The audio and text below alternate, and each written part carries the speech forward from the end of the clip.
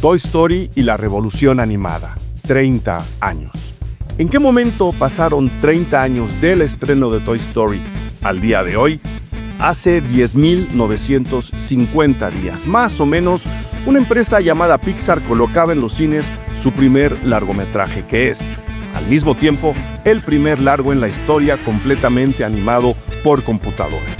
La mesa estaba servida para pasar a la historia, pero además Pixar, con esta película dirigida por John Lasseter y escrita por él mismo, Joss Whedon, Joel Cohen y Alex Sokoloff, entregó un producto cálido y humano, a pesar de no contar entre sus protagonistas a nadie cálido y mucho menos humano. 8 premios en los Annie Awards son suficientes para dar constancia de su calidad, pero su permanencia en la memoria del público cinéfilo, a pesar del paso del tiempo y los avances tecnológicos, son probablemente su mayor sello de garantía. En 2025, Toy Story cumple 30 años de haber revolucionado el mundo del cine. Y para celebrarlo, invitamos a este podcast a Eduardo Limón, cuentista, entrevistador, cronista, locutor, cinéfilo y testigo del paso del tiempo. Felices 30, Toy Story. De eso trata este episodio. Yo soy Eric Estrada, esto es Cine Garage, aquí cabe todo el cine. Queridísimo Lalo Limón, no sabes de verdad el gusto que me da que vuelvas a los micrófonos Cine Garage, con además una efeméride que bien poca gente tiene contabilizada o agendada como la vamos a manejar hoy. Toy Story cumple nada menos que 30 años. Lalo Limón, bienvenido a los micrófonos Cine Garage. Queridísimo Eric y amigues que en este momento nos están escuchando, qué gusto enorme de ver a regresar a Cine Garage, que quiero tanto, y además para conversar acerca de una película que realmente sí implica un antes y después en la industria y en la forma en la que creativamente se desarrollaron las tramas a partir de ese momento en específico. Ahora vamos con los detalles, Lalo Limón. Nada más quiero recordarle a la gente que en este momento se suscriban al podcast Cine Garage, que en este momento le den clic al icono de la campana para que nuestro podcast cada vez alcance más gente. Estamos muy bien posicionados, Lalo Limón. Te van a escuchar en 40 países en este que es el año número 10 del podcast Cine Garage. En 2024 cumplimos 10 años. Este año todo es de celebraciones y por eso tenemos un tema como este, Lalo. Me parece maravilloso y además qué gusto de veras que ahora gracias a la tecnología tengamos esa oportunidad excelente, grandiosa de poder ser escuchados por banda en tantos lugares, a la que le enviamos así un saludo muy afectuoso desde Ciudad de México.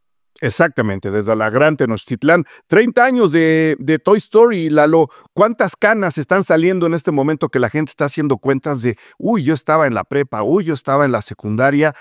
Con el dato de que una película tan actual, una película tan viva, una película tan presente y como decías tú, que sigue marcando un antes y un después, no solo en el cine de animación, sino en el cine en general, esté tan presente y esté cumpliendo 30 años. Es una película, y la voy a poner en estos términos para que acaben de salir las canas, es una película del siglo pasado. Es así de sencillo, Lalo. Exactamente, una película del siglo pasado que yo bien recuerdo haber visto en la cadena Cinemark cuando que ya no existe. Ya no existe, y yo la vi en un Cinemark, el que estaba ahí en Churubusco, donde hace décadas estaba el Pedro Armendáriz, y hoy se encuentra la Cineteca, una de las sedes de la Cineteca, sí, dentro del Centro Nacional de las Artes. Allí había un Cinemark. Fui con mi queridísimo amigo Pepe Navar, al que muchos de ustedes probablemente conozcan, periodista de rock, promotor de muchos años. Un abrazo fuerte para Pepe. Por acá dicen que tampoco ya Pepe existe, pero no es cierto, ahí está. Ahí anda mi Pepe, ¿cómo que no? Le mandamos un abrazo. Ahí anda. Fui con Pepe Navar y con su familia, solo para hacer el paréntesis. Pepe Navar en el momento así máximo de gloria del rock en español, del rock mexicano, cuando iniciaba, fue press manager de todas las bandas de rock que en ese momento estaban en la punta.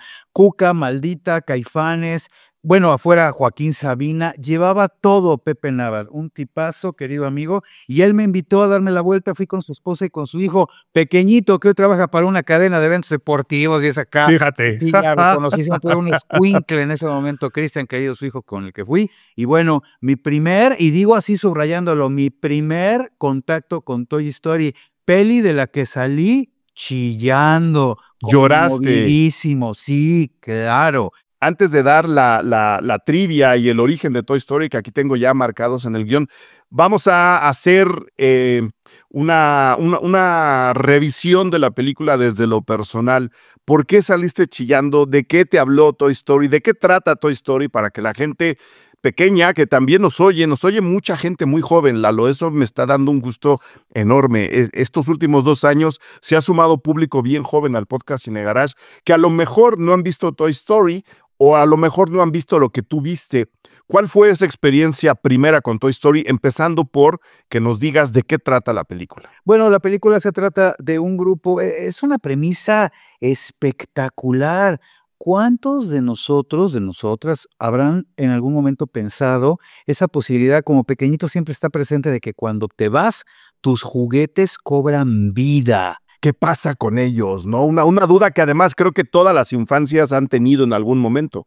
Y lo que hace Pixar, la empresa, entre otros, fundada por Steve Jobs, que comenzó a implementar un desarrollo ya tecnológico de mega avanzada en ese momento para llevar a cabo las películas, decide tomar esa idea ciertamente genial y transformarla en una trama en la que un viejo juguete muy querido por Andy, el personaje principal, un vaquero, el niño estadounidense, su clásico muñequito de vaquero con su cordel colocado en la parte de atrás, que cada vez que se le jala dice distintas frases.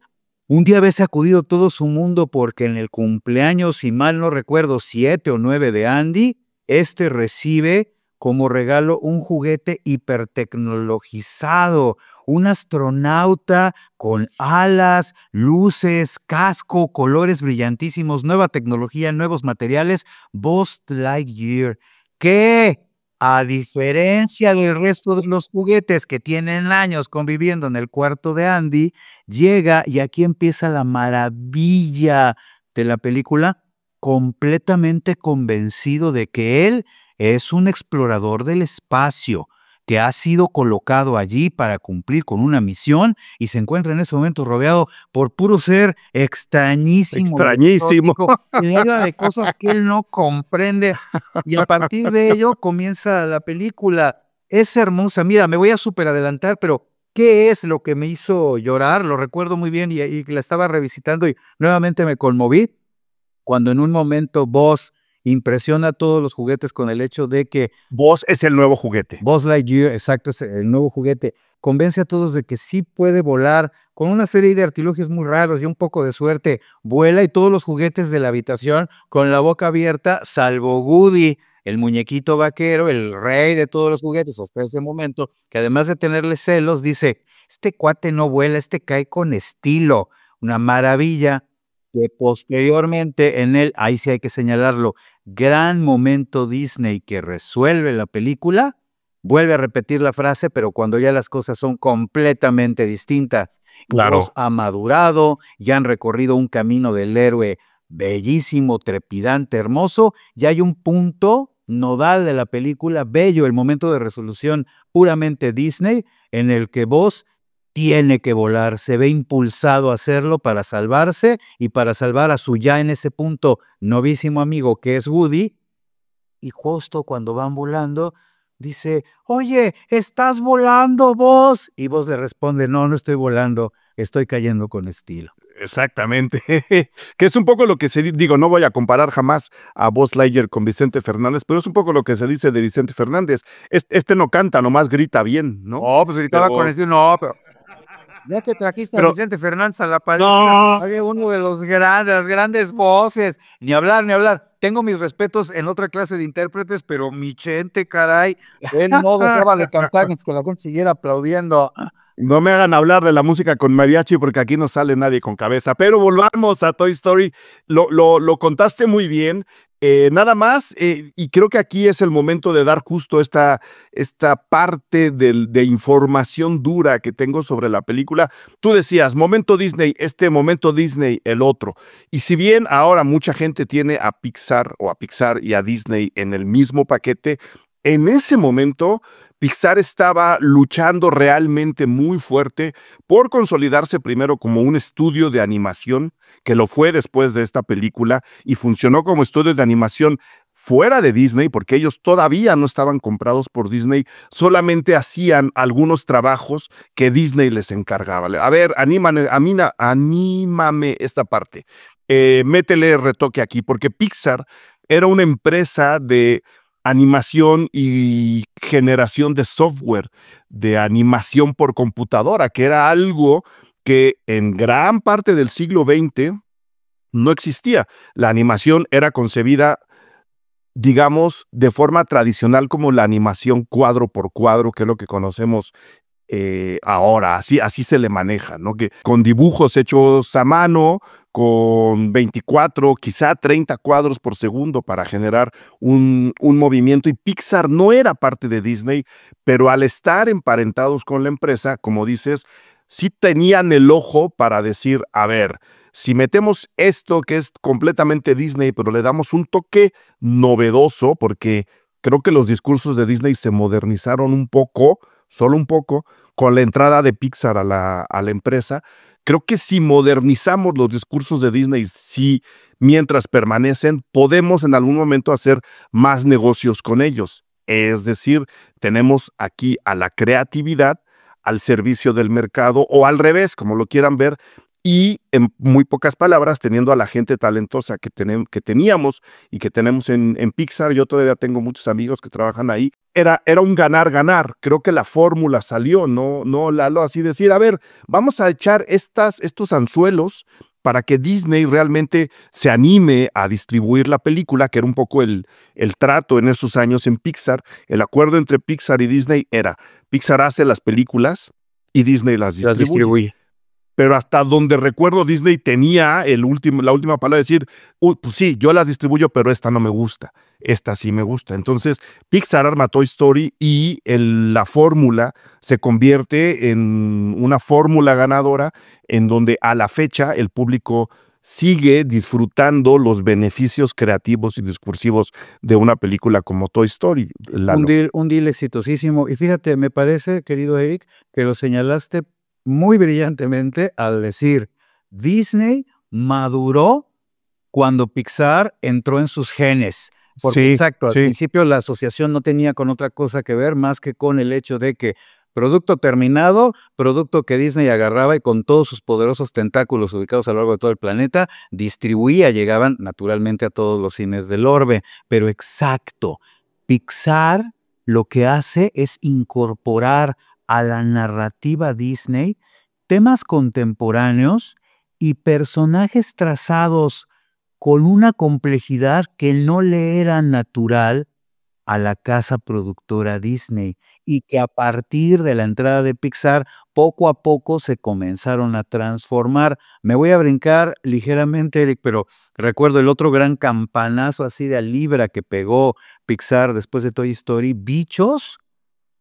Era otra genial película a la fecha, y ahorita vamos a los aspectos técnicos, porque esos también ya me comienzan a llamar mucho la atención, pero una película absolutamente divertida y hermosa sobre la historia, igual, el viaje del héroe, una hormiguita que tiene que viajar a otro lugar para ayudar a las de su hormiguero a liberarse de un grupo de saltamontes insanos y superabusivos que los explotan.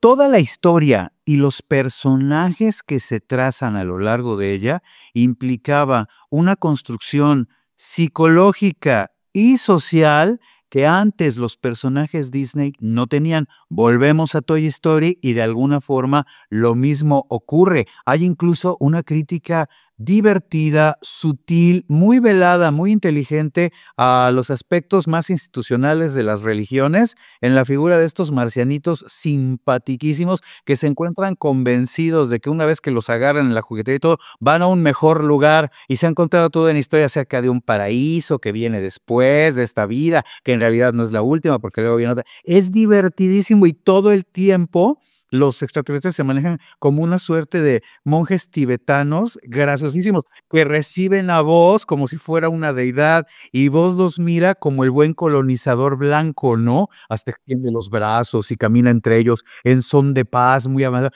Es divertísimo y ahí hay una crítica social, política, emergente para la industria de ese momento que resultó a la larga muy nutritiva, porque cómo enriqueció las narrativas de todas las empresas que después le entraron a la competencia dentro del cine infantil animado de esa manera, gracias a haber justamente eso, aportado personajes, qué decir, mi querido Eric, mucho más robustos. Bastante más humanos y cercanos, podríamos incluso decir.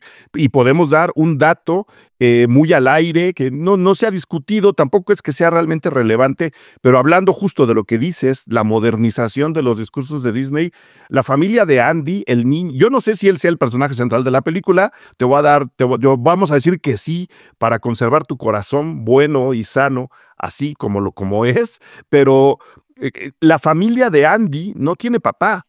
Y eso, o sea, y no nos dicen ni por qué, no nos dicen si los padres están divorciados, o si los Claro. padres, o si el padre murió, o si el padre, sabes, nomás no está, es un O ya más normalizado, pero en ese momento, ay, mira, igual, madre soltera, por supuesto, claro. justamente. Pero en el mundo Disney, a esas fechas, a finales del siglo XX, eso todavía era considerado incómodo. Era algo que en la mentalidad ultraconservadora de todos los viejitos que trabajaban en Disney no cabía, simplemente no se concebía. Las familias eran, pues como lo que quiere vender ahora el trumpismo. Las familias son padre, madre e hijo. Por eso están saliendo toda esta lista de fachas insoportables con los niños yendo a trabajar. No porque realmente lo sientan, es porque es la imagen que quieren vender de una familia tradicional y única, antidiversa. Pixar lo mete con una naturalidad que todo mundo damos por hecho, que eso es una familia normal, porque lo es, y a partir de eso nos cuentan una historia bien, bien interesante. Ahí atrás, en este choque generacional que se establece entre lo que Pixar termina por inyectar a Disney, pues están, yo creo que los grandes artífices de la filosofía para trabajar dentro de lo que era Pixar: John Lasseter, Pete Docter y Andrew Stanton.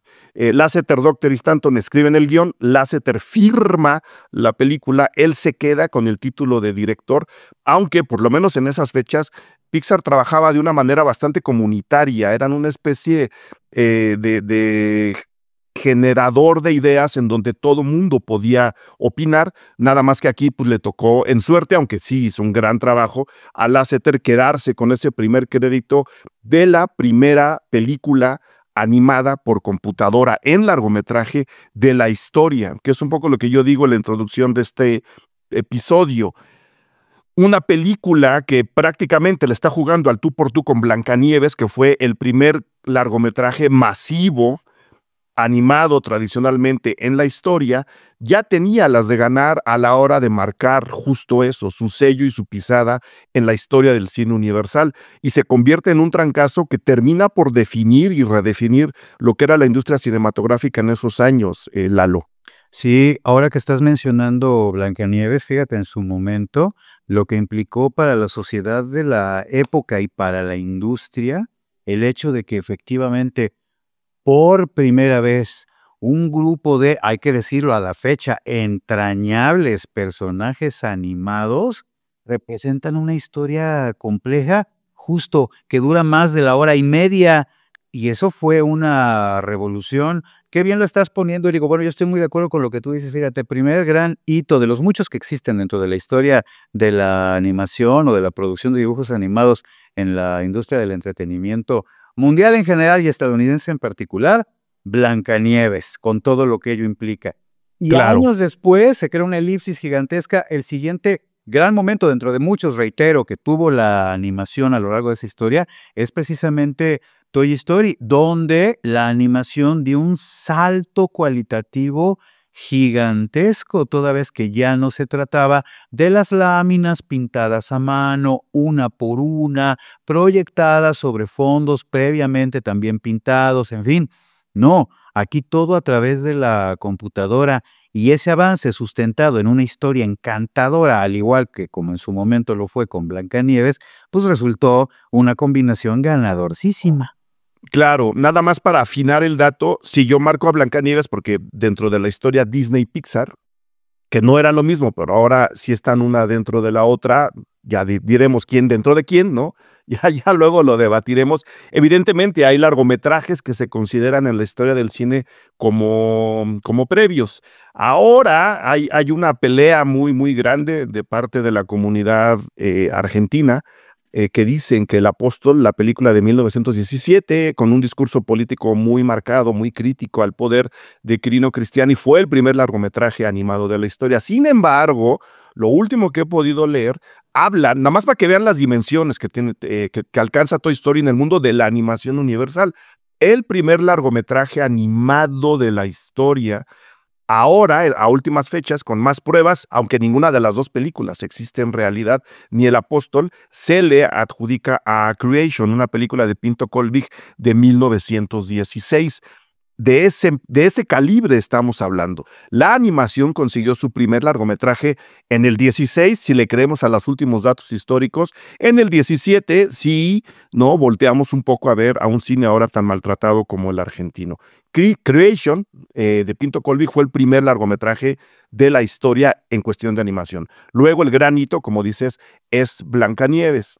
En animación por computadora, que es una carrera que Pixar recoge después de estar trabajando para mucha gente, haciendo efectos visuales, haciendo software, ¿no? Todo lo que hicieron para Disney antes de este largo, todo lo que hicieron en Jurassic Park. O sea, Jurassic Park lo anima, los dinosaurios son generados 2 años antes del estreno de Toy Story para Steven Spielberg, por la compañía que en esos años se denominaba como Pixar Animation algo, ese dato no lo tengo, pero tenían una máquina para crear imágenes de alta resolución llamada Pixar Image Computer. Pues bueno, ellos que terminan haciendo los dinosaurios de Spielberg antes de hacer Toy Story, recogen la carrera que inició. ¿Cuándo crees que empezó la animación por computadora, Lalo? ¿En qué año le calculas?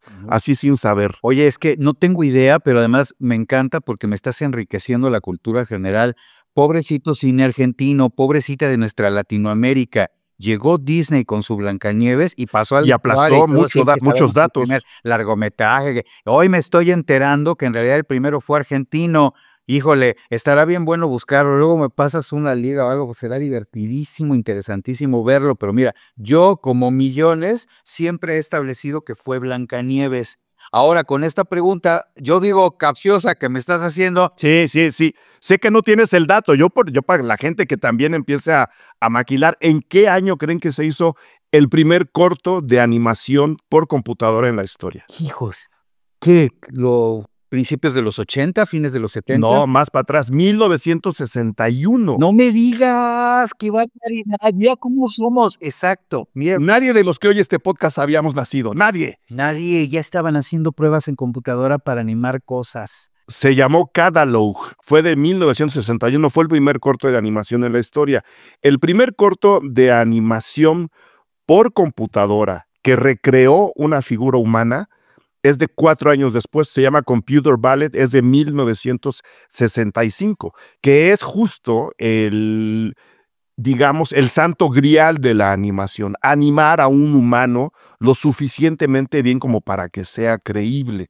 Y parte de los experimentos, esto voy a presumir mis privilegios, esto nos lo contaron una vez en una visita a Pixar, cuando yo empezaba a trabajar en esto. Ah, claro, tú conoces Pixar es cierto, tú has ido. No, te digo que tengo amigos allá adentro trabajando desde hace muchos años. Lo que nos decían es que sí, la tirada es animar digitalmente a los humanos en esos años, ¿no? Desde Jurassic Park, bastante más atrás, la tirada es generar un humano real en cuestión de me lo creo. Cuando se empieza a desarrollar el software, cuando empiezan a jugar con la Pixar Image Computer, después de haber ganado el Oscar con Teen Toy, el cortometraje que hicieron en el 88, estaban experimentando con juguetes antropomórficos porque justo la idea era mejorar la animación de la figura humana. Y el software que se empieza a desarrollar va complementando siempre para hacer a un humano real en cuestión de animación. ¿Cuál es el paso previo a la animación de un humano completo? La animación de juguetes antropomórficos. Y por eso, después de recuperar la historia de Teen Toy, este corto del 88, dicen, vamos a jugar con el software para animar algo que se parezca a un humano, pero que no importe que no se mueva como un humano. Y ahí están Woody y ahí están Buzz Lightyear. Y lo que están haciendo en realidad, y por eso admiro tanto el trabajo de programadores, toda la gente que está ahí dentro de Pixar, es jugar con ese software, llevarlo al límite para que en la siguiente película haya digamos, una actualización del software que les permita cada vez más acercarse a la animación de la figura humana. Ese es un poco como diría Atala Sarmiento, la historia detrás del mito de Toy Story, ¿no? Ahí hay ese juego de ideas. Es una película emblemática en muchísimos sentidos, Lalo. Sí, fíjate que sí, porque además estamos hablando de una industria que avanzando iba encontrando cosas que después se convertirían como en sustento para las producciones posteriores. Pero efectivamente, qué interesante darnos cuenta hoy que justo, fíjate, principios de los años 60 y ya, por supuesto, había creativos que comenzaban a ver en la máquina, en la computadora, la posibilidad de expandir ahora sí que el universo cinematográfico, dando lo que ya estábamos señalando hace ratito, Eric, un salto así cualitativo en la forma en la que se producía cine animado. Hola, ustedes ya conocen el perfil Patreon de Cinegarage. En www.patreon.com/Cinegarage ustedes pueden elegir el nivel de suscripción que quieren mantener por un mes, por 2 meses, por todo el año aquí dentro de Cinegarage. Cada uno de esos niveles les da acceso a distinto contenido que ya está alojado ahí y que va creciendo todos los días. ¿Qué tipo de contenido? Críticas principalmente a los estrenos en cine y en televisión, entrevistas, cobertura de festivales de cine nacionales e internacionales para que vean lo que va a venir después, episodios especiales con nuestros Patreons, reuniones, funciones especiales de cine y hay descuentos para la gente dentro del Patreon a todos nuestros cursos y nuestros talleres. Nosotros, con la aportación que ustedes hacen, seguimos haciendo el podcast Cine Garage. Este podcast se hace gracias a su apoyo y a su aportación y afortunadamente, con el favor de ustedes y de todo el público, estamos entre los podcasts más escuchados de cine en México y en Latinoamérica. Nos escuchan gracias a su apoyo en más de 40 países. www.patreon.com/Cinegarage. Suscríbanse y disfruten de todo el contenido extra que tenemos solamente para ustedes, como ya lo hacen Ingrid Bravo, Osvaldo, Eder Polanco, Adriana Sánchez, Valentina Salas, Lucía Hernández, Valery Miranda, Olga Mateo Zainos, Rosalinda Ortiz, Oxana Cortés. Ellos, ellas ya son Patreons Cinegarage. Gracias a su aportación, este podcast sigue vivo. Vengan a disfrutar de el otro lado de Cinegarage, el que tenemos exclusivamente para ustedes. Suscríbanse en www.patreon.com/Cinegarage. El mundo de los nerds. Sí, impresionante, porque además es cierto que Pixar consigo trajo, qué bárbaro, para los nerds y en los, ¿cómo se llamaban? Los foros que se hacían en internet. Y cantidad de detalles, ya no de carácter técnico, sino narrativo, que qué bárbaro, crearon hasta clubes. O sea, qué carteles se ven en el cuarto de Andy en la primera, y qué carteles hay cuando él ya es un poco mayor en la segunda, y cómo se llama la pizzería, ¿pizza qué? Pizza Planeta. Y cuando Pizza Planeta, aparece en la exacto. segunda, la camioneta es del primer modelo, el que ya habíamos visto en la primera. O sea, hay un montón de ejes que hacen confluir partes de la historia con otras de forma prácticamente real y que en su momento también contribuyeron a que el nerdsismo del mundo se entretuviera con esa cantidad de detalles colaterales a lo que era propiamente la historia. Vivan los nerds, ¿no? Lo vamos a poner así de fácil. Todo un movimiento social, mano. Más que un antiguo, un movimiento social. Un movimiento, la nueva revolución. Oye, pues es como una revolución social, porque ve, iniciando en esos momentos, por ponerlo en términos muy esquemáticos, al día de hoy, caray, todo lo que hay que platicar, investigar, dilucidar, ya no solo con respecto a películas infantiles animadas, sino con relación a todo el cine que se está desarrollando actualmente. Y oye, Eric, si brincáramos un poco más, fíjate, primer gran momentazo ya contemporáneo en la historia de la animación, las películas que ya comienzan a realizarse vía inteligencia artificial. No sí. tarda nada que llegue el primer gran largometraje hecho exclusivamente con inteligencia artificial. Ya por ahí anda circulando esta gran serie en las plataformas que seguramente ya viste o varios de quienes nos escuchan, Arcane. No sé si la viste, Arcane. Es buenísima y una buena parte de la producción está hecha ya con inteligencia artificial, pero todavía no toda la película. En cualquier momento eso va a suceder y ya estaremos hablando de un nuevo hito en la historia de la animación mundial.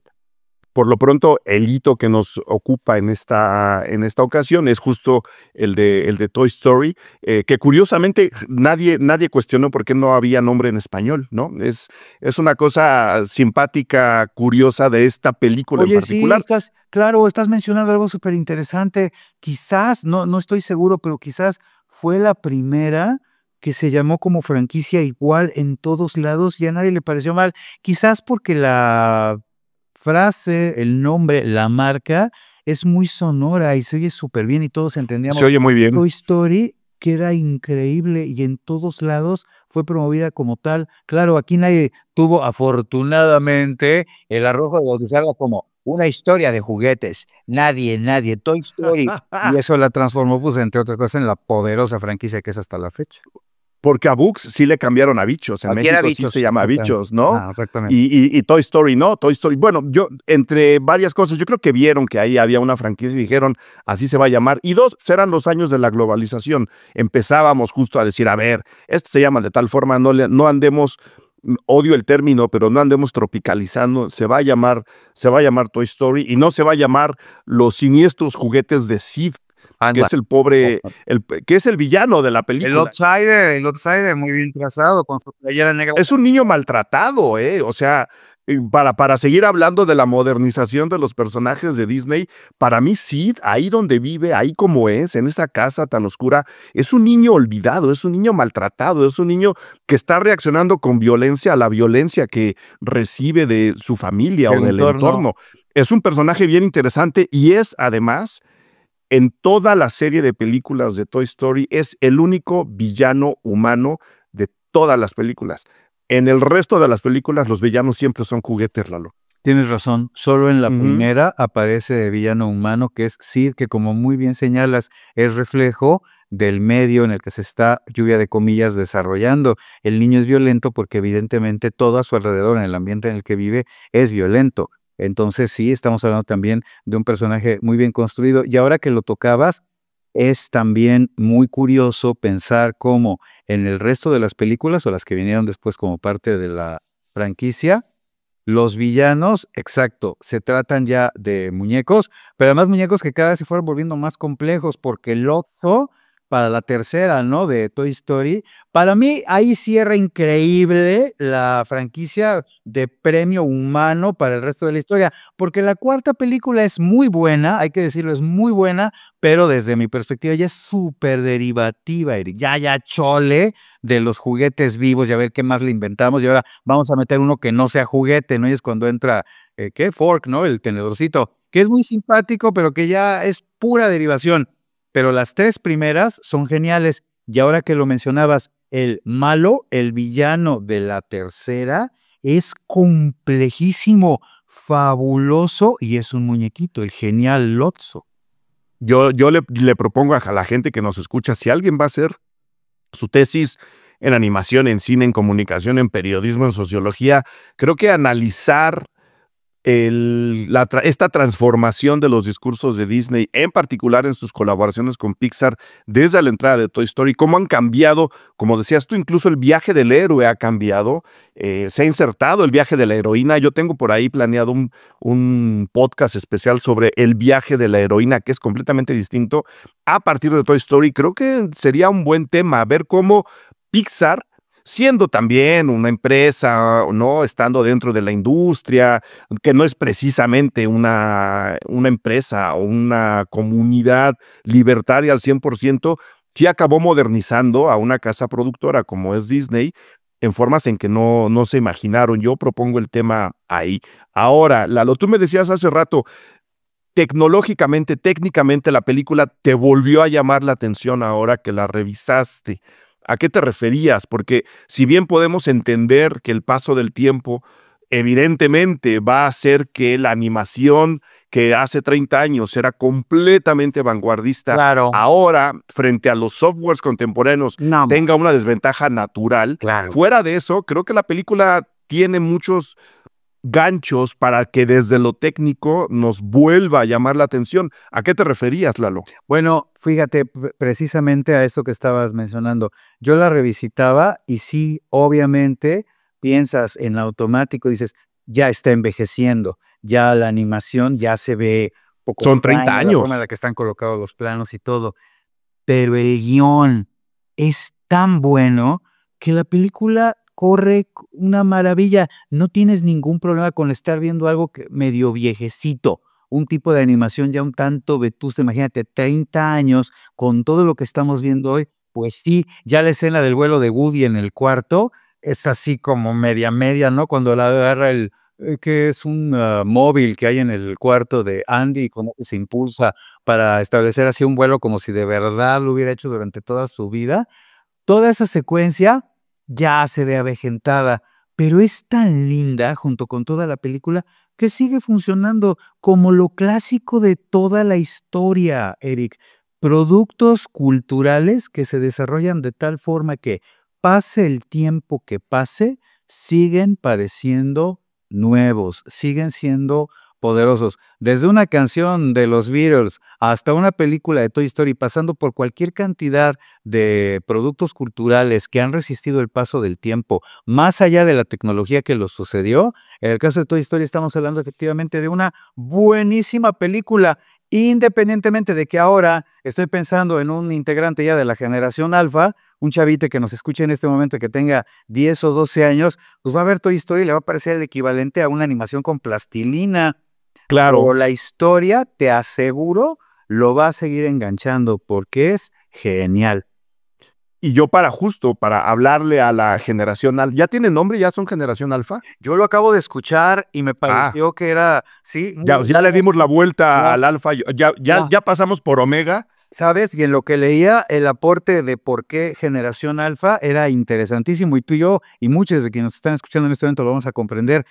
La primer generación que ya no puede sencillamente concebir el mundo sin el celular, sin el gadget, Bien. porque todavía las otras sí era más o menos fácil que dijera, pero antes estaban esos otros teléfonos. Pero me cuentan que hace poquito todavía la gente, mira, los primeros celulares eran unas cosototas que estos ya nacieron con un dispositivo pequeño que hace cualquier cantidad de cosas todo el tiempo y que les acompaña la vida desde el instante mismo en el que ya tienen manos suficientemente ágiles como para poderlo manipular. O Alfa, desde antes, porque qué tal que el papá grabó el parto con el teléfono y cuando el niño cumple 6 le dice, mira, Juanito, este es el momento en que llegaste al mundo. bueno, ese tipo de cosas, pero acá estamos hablando de pequeñites que a los 3, 4 años ya están manipulando el aparato porque toda Ya. su vida lo han visto. Generación alfa porque ya no conciben el mundo sin que eso exista. Es parte de su vida y muy posiblemente, aquí yo estoy elucubrando, si quieres hasta cinematográficamente, se trata de la primera generación que va a vivir el hecho de que un adminículo como este sea parte de su organismo, ya se los incorporen. Muy posiblemente a esa generación le va a suceder los primeros modelos que ya van a ir en el brazo, que ya van a ir Claro. cargados en fin. Un futuro que ya no vemos. Es otra Veremos película. una película que ya no nos tocará producir, mi querido Eric. Pero Esa es de la otra que ellos sí película. van a estar platicando en algunas décadas. Pero lo que yo quería hacer era justo lanzar un mensaje a esa generación alfa, porque si algo tiene Toy Story y si algo tiene, pues sí, John Lasseter, todo su equipo, te digo, cuando uno va a Pixar, uno puede ver cómo terminan animando en computadora, pero todo el proceso previo, diseño de personajes, el moldeo de personajes, el verlos tridimensionalmente, sigue siendo muy tradicional. Es decir, ellos moldearon en arcilla los personajes que luego vemos animados por computadora en una película como Toy Story. Siguen este proceso tradicional de animación y creo que si algo hace esta película en particular es decirle a la gente, sí, esta película en este momento, estamos ubicándonos en 1995, es el culmen de la animación en general, es el inicio de la animación en digital, en largometraje hacia el futuro, pero tiene unas raíces bien bonitas, bien tradicionales, que me gustaría que vieran. Creo que eso es lo que dice la película, y voy a aterrizar el comentario. Justo esta secuencia en donde Buzz y Woody terminan volando, que se van rescatando uno al otro en esta secuencia de acción en el coche, ¿no? La preciosísima secuencia. Ajá. Que es además súper emocionante, cine de acción puro y duro, así se las pongo. Esa película, esa secuencia en particular, está inspirada en la secuencia del tren de una película de los estudios Aardman, que también son súper tradicionales, que animan en arcilla y que les gusta animar en arcilla y que hacen un trabajo espectacular. La película se llama Wallace y Gromit, los pantalones equivocados.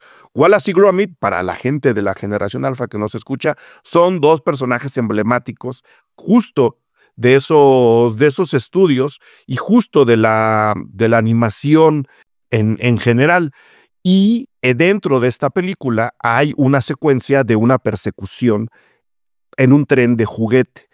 Lasseter lo dijo, nosotros nos inspiramos directamente en esa secuencia de los pantalones equivocados para hacer la secuencia de persecución en Toy Story y que la gente tuviera ganas de ver o una o la otra. Es decir, su idea sí era establecer un puente entre los dos, entre la animación tradicional bien hecha con espíritu y con calidad como hacen los estudios Aardman y lo que Pixar estaba empezando a hacer en ese momento. Si no han visto películas de Wallace y Gromit, vayan justo ahora a Netflix y pongan Wallace y Gromit, ahí hay varias cosas.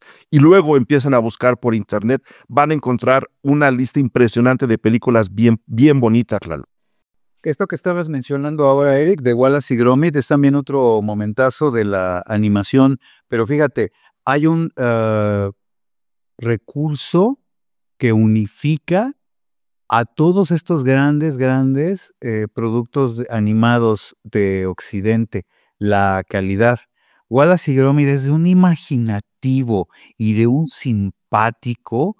Oye, y bueno, por supuesto, ya hablamos ahora de Pixar y Toy Story. Me estás recordando John Lasseter, que de mala memoria, pobrecillo, ¿no? Porque ahí la llevó bien en Pixar hasta que vino todo el problema que tuvo tremendísimo de que lo acusaron, etcétera. Quedó fuera. ¿También está acusado? Sí, en el primer Me Too, a él lo señalaron rudamente. Ahí no sabía, fíjate. Tremendos con gente de la producción y quedó así cortésmente fuera del resto de las películas de Pixar y actualmente pues prácticamente no se usa. Digo, era un grande creativo, pero pues se portó mal y aquellos... El lado oscuro, sí, merece castigo. Y el lado oscurísimo, porque dicen que además era bien grueso y se la cobraron y va para afuera. Pero bueno, más allá de eso, pensaba yo, todas estas empresas de animación aportaron, entre otras cosas, más allá de los recursos técnicos con los cuales desarrollaban sus películas, maravillosas historias llenas de imaginación. Es el caso, mira, voy a abrir una elipsis, fíjate. Dice Guillermo del Toro que la animación, como va a ser en el futuro, está sentada ahora, no lo ha dicho él, pero es evidente a partir de su Pinocho, que tiene ahí partes ya muy interesantes de animación contemporánea, y más recientemente de Flow, que es esta película que ya tú muy bien conoces y muchos de quienes nos están escuchando. Nominada al Oscar. También, exacto, que ya incorpora elementos animados que buscan en alguna medida, sí, una zona mucho más contemporánea, pero también cierto nivel de imperfección. Exactamente. Porque ya chole de los Shreks, donde todo se ve súper increíble y la animación sale mejor que cuando yo abro la ventana en mi casa. El sol entra de una forma espectacular siempre, todo es de un preciosista. No que esté mal, pero que de repente es un recurso ya muy manido. Llega Flow e incorpora ciertas imperfecciones que le dan mucho aire a la película y le confieren mucha personalidad. Eso independientemente del tema que trata. De hecho, los estudios Arman lo tienen que decir cada vez que estrenan una película. Siempre hay alguien que les dice, oigan, pero se notan las huellas digitales en la arcilla de sus personajes. Y ellos dicen, por supuesto, las hicimos nosotros. Ahí está nuestra huella digital, de eso se trata. Y Bien. creo que Pixar le juega muy bien a eso. Y hasta ahora creo que agradezco eternamente que prácticamente no haya humanos completos en sus películas, que estén jugando a esa otra imperfección, ¿no? A sacarnos la idea de la animación que se acerca a lo real, cualquier cosa que lo real signifique en estos tiempos. Creo que Pixar ha sabido mantener esa distancia que se marca además en una película tan emblemática como Toy Story. Son dos mundos diferentes, los humanos de aquel lado, y cada vez que veamos que un humano se acerca, todos al suelo, porque este es otro universo. Y creo que eso nos da tiempo también para pensar a ver, allá afuera hay un mundo muy distinto, aquí adentro de la sala del cine es otro universo, que es a mí lo que siempre me ha comunicado Toy Story, el decir, estoy viendo una película, todo lo de afuera no importa, y cuando prendan la luz, todos al suelo. Es como mi juego emocional a la hora de ver una película, justo a partir de lo que vi con Toy Story. Pero Lalo, no nos has dicho por qué te hizo llorar la película. Bueno, pues eso básicamente porque al final, a través de los juguetes, lo que viene es una poderosa reflexión sobre la condición humana. Y eso es lo que la convierte en una obra de arte, una obra maestra. Todas, las tres sobre todo, digo, hay cuatro y todas son maravillosas, pero lo que implica de verdad la obra maestra de Pixar son las tres, las que integran la trilogía Toy Story, son un discurso muy bello sobre condición humana, pero particularmente la primera. Este Buzz Lightyear que cree que trae una misión, que viene encomendado algo y de repente cae en la madurez de que las cosas no son como se las habían dicho.